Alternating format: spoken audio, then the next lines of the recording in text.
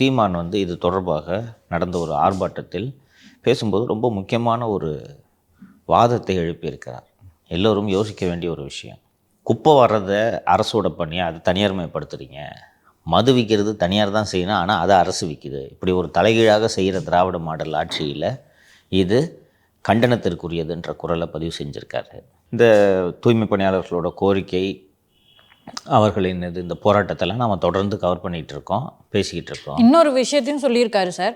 குப்பை அள்ளுற அமைச்சர் சேகர் பாபுவா, அவர் எதுக்கு பேச்சுவார்த்தை நடத்துகிறாரு அப்படின்ற மாதிரி ஒரு கேள்வியை கேட்டிருக்காரு. நியாயம் தானே, இது எல்லோரும் எழுப்பும் கேள்வி, தூய்மை பணியாளர் எழுப்பி கொண்டு இருக்கக்கூடிய ஒரு கேள்வி தான் இது. நான் அதற்கான பின்னணி என்னவென்பதை எல்லாம் நான் சொல்லிவிட்டேன்.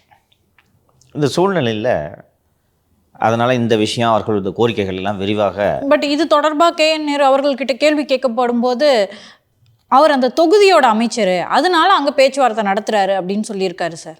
சேகர் பாபு அவர் தொகுதி, அது துறைமுகம் தொகுதி, அவர் பேச்சுவார்த்தை நடத்திட்டு இருக்காரு. சுமூகமாக இன்னும் 2 நாளில் முடிஞ்சிடும்.